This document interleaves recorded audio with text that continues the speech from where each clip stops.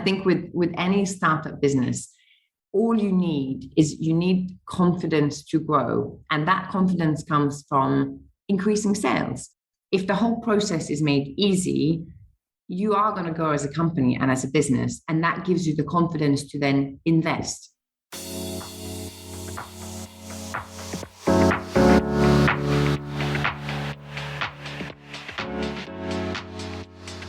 Hi, and welcome back to the Kelly Lumber Podcast. I'm your host, business mentor, personal brand and style expert, who's on a personal mission to inspire a minimum of 5 people daily to take action, to do something different, and just show up as the best person that they aspire to be.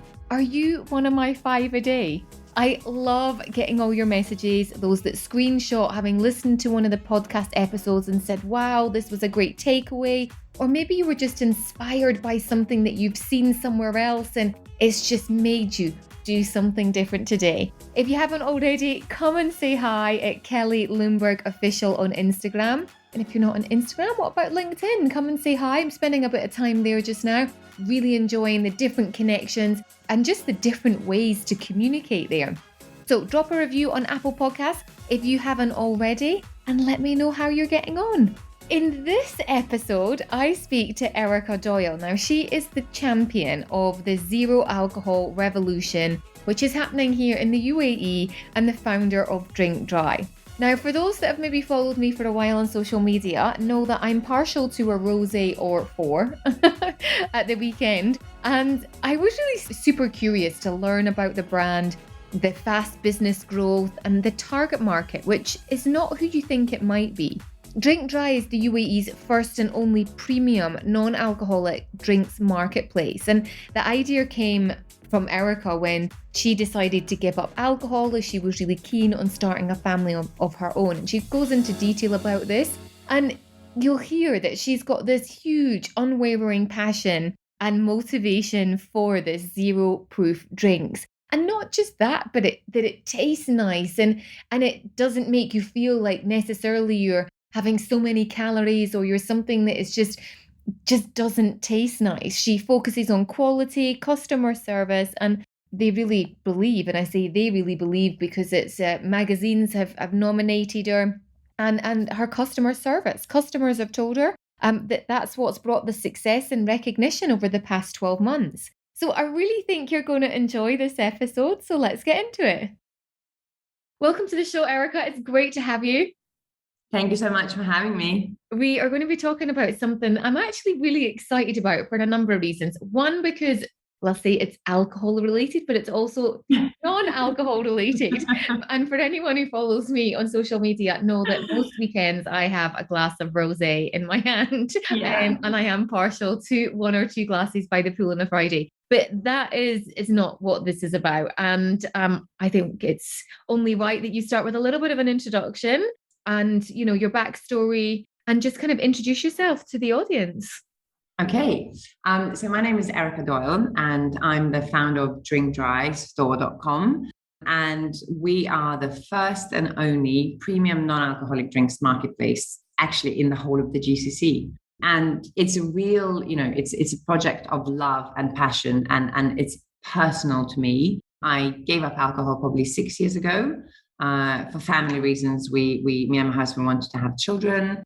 And one of the things that we were advised to do to help us, conceive, was to kind of have a bit of a change in lifestyle, exercise more, drink less, eat better, give up the Friday night cigarette and all of those things, which we did. And it kind of, for me, when I gave up alcohol in 2015 in the UK, it coincided with the whole of the category beginning to creep up out of the woodworks. The brands like Seedlip were coming up. Some craft breweries started brewing some kind of non-alcoholic beers that were a bit of a hit and miss, but it was coming. It wasn't just your bad reputation non-alcoholic products that have been in the market for absolute decades and everybody hated, but would drink it only when they were designated driver or something like that. But the category was becoming something new, and we were the kind of the guinea pigs of that, I think, in 2015 in the UK. And it was great. I discovered my favorite non-alcoholic wines during that time. I discovered my favorite non-alcoholic spirits. And it was made pretty easy for me as a consumer to continue enjoying my life, my social life, having people for dinner, going out, picnics, all of that kind of stuff that you do, where possibly alcohol is a part of it, because, we are so food and drink as a culture in the West, it's so centered around the ceremony of eating and drinking, and it's what gives us a kick, right, in our social time. So I was allowed as a consumer to enjoy all of that with my non-alcoholic drinks. And then in 2019, me and my husband and my then two girls, we moved to Dubai. And I always say this, and it was literally like traveling back in time. I remember going to supermarket here in Dubai and standing in the drinks aisle and not seeing any of the products I was used to seeing in the UK. None of them. There was nothing available for a non-drinking adult who had never been a drinker of soft sugar drinks and pop and any of those things, or even juices. So for me, it started from a frustration as a consumer. I felt not catered for. And once I started talking to people and friends here in Dubai, I realized that I wasn't the only one, that there was actually a lot more people who were wanting to have an alternative to booze. But it just wasn't. It sounds so bizarre in a country like Dubai, where access to alcohol in general is not that easy. So you think that it's bizarre that it's not. So there's a huge untapped market from the obvious reasons, which are cultural. But we were talking about the aspect of that is not the biggest part of your business, in terms of it's not just cultural aspects of why people don't drink or why they buy your product, for example. I think, we've now been in the business for almost a year, and we're really, really getting to know, and we got to know our customer. We speak to them. I think if any of my customers are listening, 99% of them will have my mobile on their WhatsApp, and they send me pictures of their drinks, and we exchange pictures of our kids and things like that. And we have a lot of customers, so it's a lot of work goes into that. But so we get to know our consumer, and what has become really evident and clear to us, that I would probably say about 50% of our customers are non-drinkers, whether it's because, somebody's pregnant, or religious reasons, or health reasons that they cannot drink for a period in time, or whatever it may be that they decided that they cannot drink, or they've been told they cannot drink. But the other 50% of our consumers are drinkers. They are simply moderators. So, at the weekend, like yourself, they enjoy a couple of glasses of wine by the pool, or they go out with their family and friends, and booze and alcohol is still part of it. It's part of their social life. But then other parts of the week, maybe during the week, or they have busy lifestyles. They are young parents to children. They have demanding jobs. They work out, they have, some sort of fitness targets, or generally concerned about their wellness, about their hormones, whatever may be the reason that they are moderating. So they would then go alcohol-free some time of the week. And that's where our drinks come in so beautifully to kind of service that demand and need for people who are looking to give it a break. And it's something that I've noticed about your products compared to, having been in the Middle East and going through that experience where you look in the supermarket and it just looks fake and it doesn't look real. And it's just like, what's the point? It's a zillion calories. It tastes horrible and it looks fake. So what's the point? Yeah. Okay. I call these products and drinks imposters into the category, where you take an average quality apple juice, you put a lot of sugar into it, and you bottle it in a champagne style bottle, okay? And you then sell it for a very kind of premium price. And then price is champagne. Yeah, and the only way where it goes, it's customers being disappointed. So my husband is in drinks industry and has been for the last 25 years.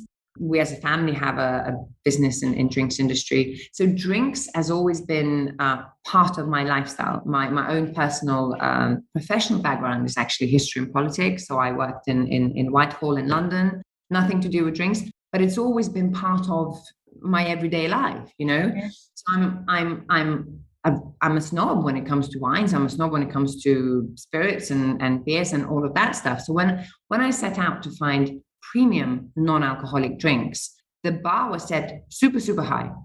There's a reason why there's only 30 products on our platform, not 150, because we are super strict in what goes on Drink Dry store.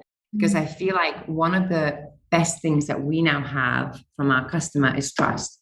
So if we put out a new product, people trust us to try it.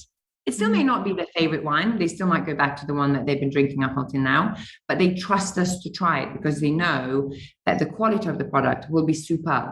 So if you are thinking about, what does a non-alcoholic sparkling wine taste like? It tastes like a non-alcoholic Prosecco. It should not taste like a sparkling apple juice. It should taste like a non-alcoholic Prosecco. It should be dry and crisp, and our Prosecco is 100% Chardonnay. So there is a snobber element in it, that it has to be super, super high quality to be considered premium non-alcoholic drink. And are you getting everything made here in the region as well? No. So the way we've I probably spent, I'm going to say almost 12 months finding and looking for these products and trying them. So we source our goods from everywhere. We source them from the UK, Germany, France, Belgium, Spain. We now got some goods coming from Australia for next year, Canada, America. We look out everywhere.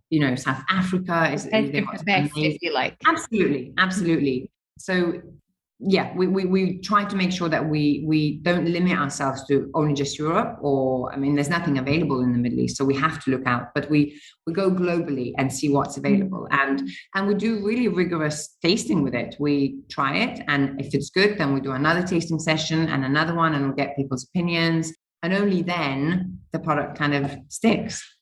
It's been so interesting seeing, the business from the social media perspective, because that's where I first kind of heard about you. So you've got a great PR team. And I'm curious to know, what, as much as you said, I know you came from the drinks industry. Did you have a business before? This is your first business. Am I right? This is my first business. So my own professional background has always been kind of politics, government work. But my husband has been in the drinks industry for a long, long time, owning his own business. So it's always been part of my life. Yeah. And then this is my first business adventure.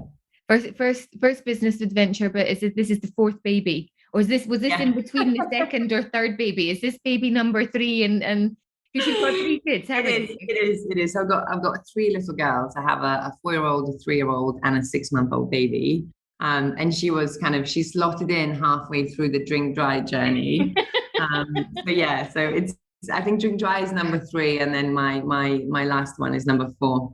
Okay, so we'll go into the launching a business whilst pregnant, because that is just a whole new ball game. But just on that sort of marketing front then, so just to take a step back there, how did you get the product to market? Like what's been the best strategy for you? What's worked well? What hasn't worked?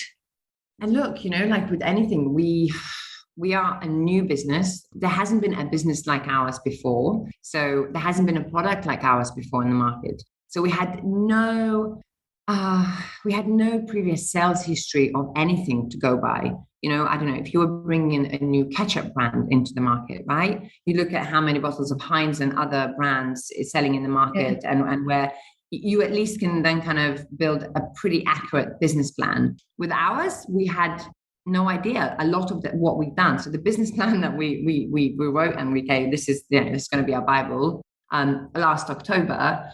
By about March time, by about January time, we had to rip it all up and restart again, because we launched our e-commerce platform middle of December with the grand total of 5 products. So we had a non-alcoholic beer, a non-alcoholic sparkling wine, and 3 non-alcoholic spirits. And by the second or first week of January, we were air freighting the goods in from Europe because we simply sold out. Amazing. So we were approached, I think 10 days into trading, we were approached by one of the bigger retailers here to start supplying them directly, which again, we didn't have in our plans because we didn't think that the B2B side, would take on quite so quickly. So in January, we thought, okay, the demand is much, much, much bigger than we initially thought. And the consumer base that is what we call them sober curious consumer is much, much bigger than we thought. So then we thought, okay, well, this is the kind of strategy and this is the route we're going to go from now on. And then again, by I think 2 months down the line, by March, our sales were tripling month on month. Literally, I think in September we had the best. Every month has been the best month yet from the e-commerce side of business or any B2B sales that we do. So it's been a lot of learning as we go. Yeah. Of course, by now we know which products sell the best because there's just a wider market available. So let's say our sparkling prosecco, that's our bestseller. We simply can't get enough of the stuff into the country, because it's a great product that we can collaborate with other brands. Everybody's happy to have a glass of prosecco any time of the day, whether it's 10 o'clock in the morning, oh yeah, after business breakfast, or whether it's a girls' night out or a date night or whatever is the reason. Some of the products, we shipped in and we think they're super amazing. Maybe they've been too expensive, they've been too highly priced. But again, that comes from the fact that the brands who are currently operating in the non-alcoholic space, they're new brands. They're mostly founder-led businesses that started 3 or 4 or 5 years ago. They don't yet have the economy of scales that the big drink companies have. So the product is premium. The product is still niche. The product is still expensive, Okay. So we've had a lot of learnings in the last year. But I think for us, the first phase of growth was very much organic. We had no budget for any marketing or anything or PR or marketing. We just wanted to see how it goes, and it just grew exponentially organically, word of mouth. We didn't have a budget for media buying or anything like that. So is that just a case of when you say word of mouth, like going to your friends and talking to your friends? No, our customers talking to other people. It was somebody would place an order with us. How would they see that order then? So if there was no marketing, how would they see the order? So Google, it all came from people looking. And this is what I said to you, like the demand was there. It just wasn't service. People were looking for non-alcoholic drinks. They were sitting in Google going, where to buy non-alcoholic. Amazing. So okay. it wasn't us putting out anything, any kind of paid media on social platforms because we didn't have the budget for it. We were a new company with very limited stock even, in the country. But people were finding us organically. Our direct traffic to our website was unprecedented. Our conversion rate was unprecedented because people who landed on our platform were the people who were going to buy. So if you looked at our kind of sales and direct traffic and conversion rate in the first few months, any e-com business would die to have that. So interesting. So just to go back to basics and that's again, it's the kind of things of what people are searching. I actually have done a previous episode with SEO expert Dawn, and we talk about sort of how to utilize as a SEO, but what are people searching for? And then often people get really carried away with, unusual names for their businesses or whatever it is. And it's like, keep it simple. What is your audience actually searching for? Because the work will be done for you in the beginning without you actually doing anything. Yeah. So there are a lot of things like that as a new business you can utilize, so if you invest a little bit of money into an SEO, there you go, off you go. You're onto a great start. And I think with any startup business, all you need confidence to grow. And that confidence comes from increasing sales. So if you see that the business is growing organically and the customers are super happy with the quality of the product you are selling, they are super happy with the concept, they're super happy with the service, the whole package works for them, the whole experience from the moment they think, I wonder if there are any companies in Dubai selling non-alcoholic drinks, to the drinks landing on their dinner table 3 days later or next day. If the whole process is made easy, you are going to grow as a company and as a business, and that gives you the confidence to then invest. Because I think it's really difficult. You might have a great idea that you are passionate about. You think that it's an amazing business idea and all those other things, but you need a little bit of time to get that confidence in, okay, we're now going to invest and now we're going to go bigger and better and bolder. and get more people on board. So good, and really really good tips there. There was something else that you'd said, which when I started my business, I really noticed. And I think for anyone else who's looking to start a business, who has started a business, often where you think the revenue is going to come or what you start doing, it evolves so much. And you'd said that you hadn't even encountered potentially the B2B. And when I first started my business, my very first business, the styling business that I had, my original plan was to target hotels and speak to tourists, because that's what I saw the gap in the market. I hadn't even factored people that lived in Dubai as part of my business. And that became, so people get really caught up in this sort of business plan, you know, like, and you said you ripped it up after like 3 months because you're like, well, it didn't go that way.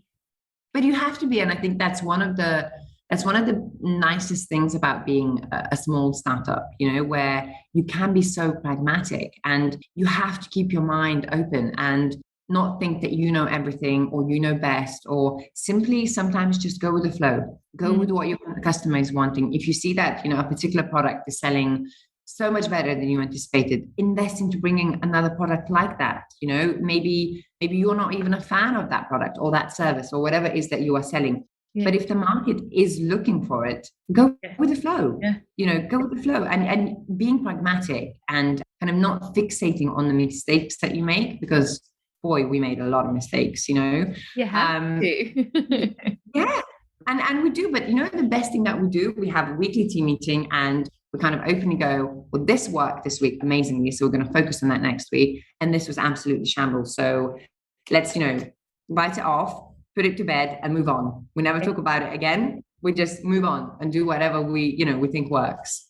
What have been some of the skills, if any, but I assume there are, of kind of being mom and balancing the sort of the family demands, but also the business demands? Is there, you know, because you started a business with 2 small children where people, I speak to a lot of women that are like, no, I'm going to wait. The perfect time's coming, or once they go to school, or, you know, so any sort of tips or things that you can share with someone who's sitting there going, I'm waiting for the perfect time? Or don't. The time is never perfect. I think it's okay to wait for the perfect opportunity, you know, not jump into it just because it's the right time. I want to do something.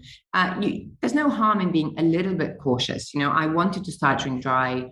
The plan was to start it before the pandemic hit. And obviously when it did happen, we had to apply brakes on it and just wait it out. And we did. We waited for 6 months and then we started the whole thing again. But I think my advice would be, there's never a right time in anything. You just kind of do it as long as you set your mind to it. And, you know, if I said to you that as a mom of 3 very small kids that I don't struggle, I would be lying. Yeah. I think we all do, whether you have kids, you don't have kids, you have a job, you sometimes don't.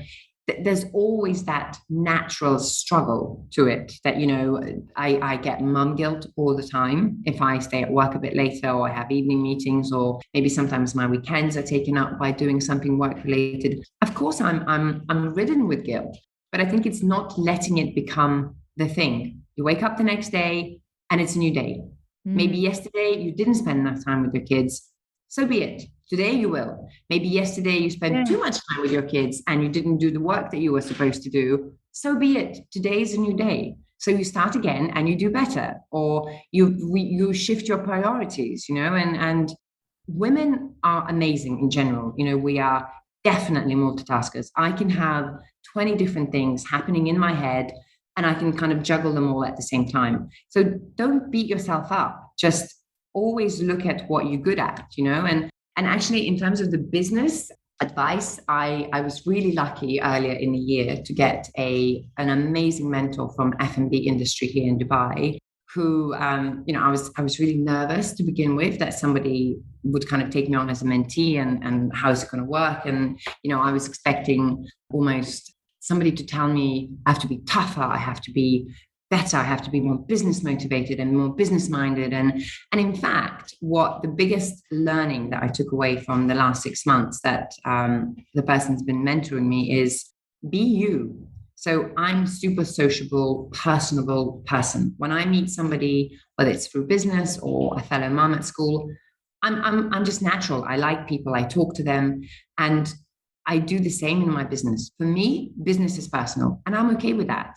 If somebody's not okay with that, that's their problem. For me, business is personal, and I build connections through that, in my business, not just in my personal life. No, that aligns perfectly with personal branding and the whole aspect of, you are your brand at the end of the day, and people buy into, your story, why you do things, and Yeah. that's your secret sauce. And there's no shame into it. I think, if you are different to me, if you are more like tougher and you're more business focused and you're a different character, be that as well. Because that's you. That's the true you. You won't get tired doing that because that's you. You'll get to the end of the day and go, amazing, I had a great day because I was me. And if you are super personable, be that because that's also you. What does a typical day look like for you then? Balancing that whole the mum hat, the wife hat, the work hat, the so I mean, are you up super early? Do you fit exercise in? Like, tell me what it looks like. I try. Look, I try. Yes, my days do start early because I do have small kids. So I think by about 5:30, I'm up and ready to start my day. I have to try to fit in exercise, whether I can or not. And exercise for me comes as that's me time. That's for me. It levels me. My mind can be sort of going a million miles an hour sometimes. So if I start off my day, even a couple of times a week, with quite rigorous exercise class, that helps me stay leveled and kind of a bit more calmer and focused. So I really try to do that. I like to have breakfast with my kids where, we just talk about now, what we're eating, what we're doing. I'm not looking at my phone. I'm there. I try to be present for my kids and with my kids. And that's sort of between probably 6 and 7 o'clock in the morning. And then we'll do the usual, school run. There's some screaming probably in the background, some lunch bags flying somewhere, the usual stuff. You're always a bit late or a bit early or stuck in traffic.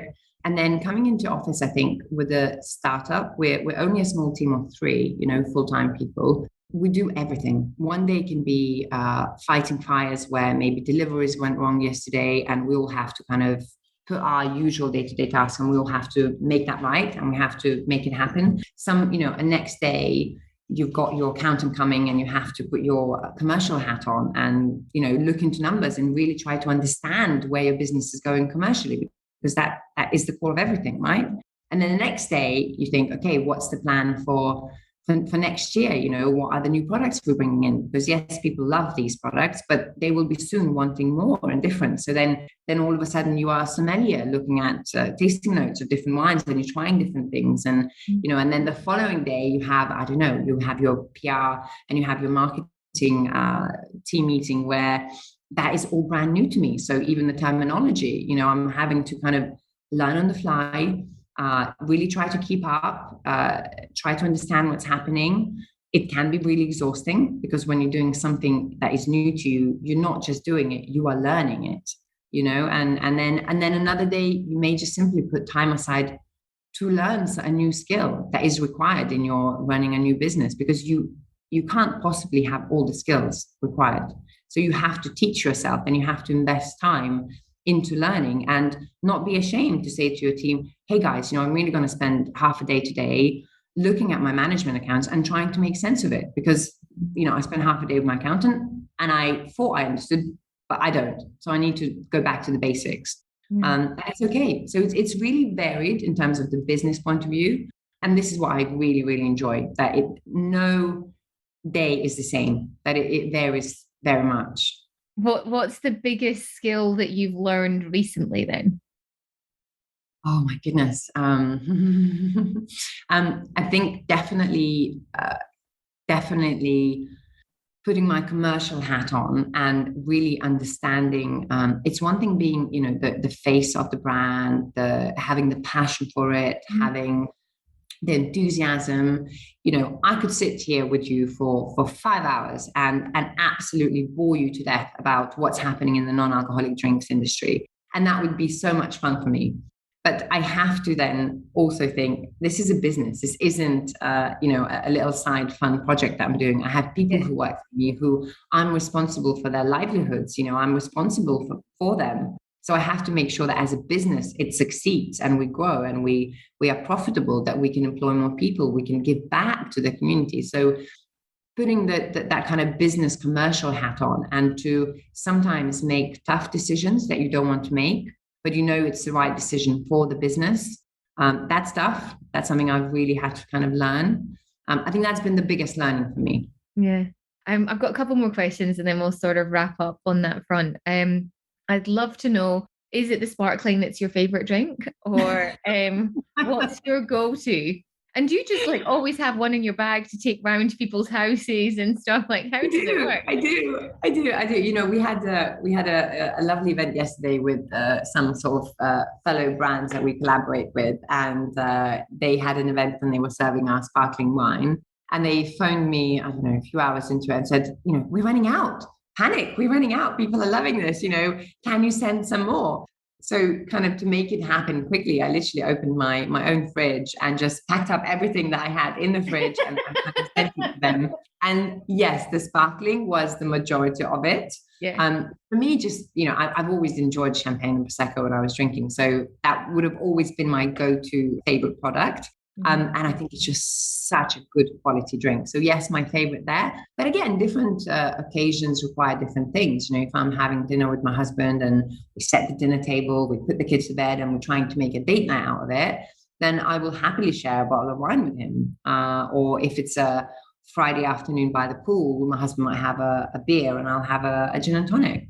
Yeah, nice. Right, my last question is misconceptions about the industry, or I'm sure there's a few. What would you like to go, do you know what, this is not true, or misconceptions about what it is that you're doing? Misconceptions in kind of in F&B business, or misconceptions in non-alcoholic drinks industry? Maybe non-alcoholic drinks, I think. I think the main misconception is that it's a trend, that it's a fad, something that people are doing, and it's not going to stick. That it's a wave that we're kind of riding out, and then there's a definite end to it. That it's a placebo effect. That it's not worth doing. Yeah, I think that's the main, and it actually comes. It doesn't come from the consumers. It comes from the industry itself. Yeah. It comes from the drinks industry itself. So, all the big boys and girls who have been in the drinks industry for all of their lives, they are taking time to appreciate that it's going to stick. And I always compare non-alcoholic drinks to meatless burgers, to vegetarianism. Years ago, when, if you went vegan or vegetarian, I'm sure if there are listeners who are listening to this and they've been vegan and vegetarian for decades now, they'd be the people who remember being always asked, why? Why are you not eating meat? Why? What's wrong with you? What do you eat then? All those kind of questions that people who are now non-drinkers or moderators get asked. But it will change. And it is a misconception, because if you look at the biggest growing trends in the drinks industry, it's non-alcoholic. Yeah. It's not an alcoholic category. It's not the beers, it's not the wine. It's everything that is non-alcoholic. And, I have a real kind of good understanding of where it's going. And you look at the big boys, you look at the Diageo, Pernod Ricard, Bacardi Group, they are all investing heavily behind the closed doors, trying to come up with the next big brand in the non-alcoholic. And that, if Heineken are investing it, if Stella Artois are investing it, if, when I was in the UK in the summer, there's Gordon's, there's Tanqueray non-alcoholic gins. That isn't for fun. And that isn't just a trend. That is here to stay.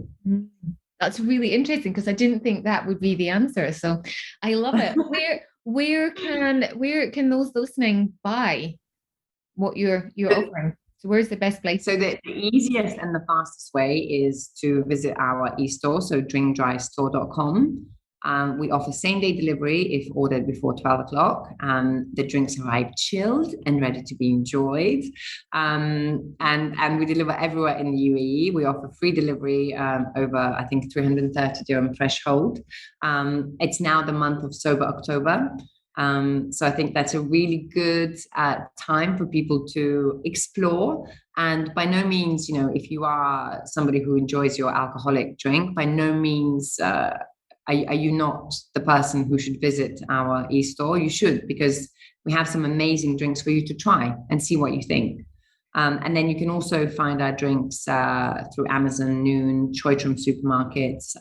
Okay. We just released yesterday on one of our blog posts and all our social media, the kind of definite guide to Sober October. So we now partner up with, I'm going to say, over 50 different venues in Dubai, where you can have, ladies' night that offers us sparkling wine, or family brunches, or some amazing restaurants for date night. So if you are looking to go out somewhere and have a booze-free night, you'll definitely find somewhere there as well. I love it because, would be very much in that camp of the weekends. I enjoy having a glass, but Yeah. fitness for me over the past sort of 3 or 4 years, more so in the last couple of years, has become really important to just, you talked about it yourself, waking up, making sure that you go to the gym. And that for me is what makes me be able to help and serve and just support other people. And I notice the difference, and whether it's an age thing, I don't know, but on the days that, if I've had a bottle of wine and I don't, and I want to be the person that gets up and goes to the gym because I know that helps me go through. But I also don't want to be that person that goes, well, I'm not coming out. Yeah, and this is where that's the alternative, Yeah. And I went out last night with a bunch of friends, and I didn't get home till probably about midnight. And because I didn't drink, I did drink one of our drinks. I had a couple of bottles of sparkling wine amongst us, non-alcoholic sparkling wine. But I got into bed at midnight. But I was awake at 5:30 again, with no hangover, with nothing in sight of last night. I just got on with my day like nothing happened. I love it. What an insight. Well, thank you so much for your time today, inspiring us all with, not just the business journey, but, bringing to market something that has been missing in this region and beyond for a really long time. So thank you so much, Erika. Thank you so much for having me, Kelly. Thank you.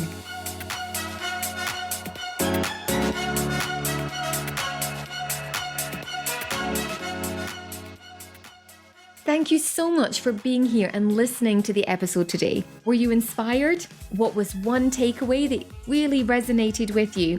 Head over to Instagram. I love to hang out there, Kelly Lundberg Official, and drop me a DM. Tell me the best part, or even better, screen share it with a friend and inspire them too. We are growing weekly and it's all down to you. Thank you so much. Reviewer of the week left this message. Easy and inspirational listening. Kelly has an infectious style which brightens your day, from Lux Scott. Thank you so much. Please keep leaving those ratings and reviews on Apple Podcasts or following on Spotify. It really does make a massive difference. And remember, be inspired and keep following those dreams.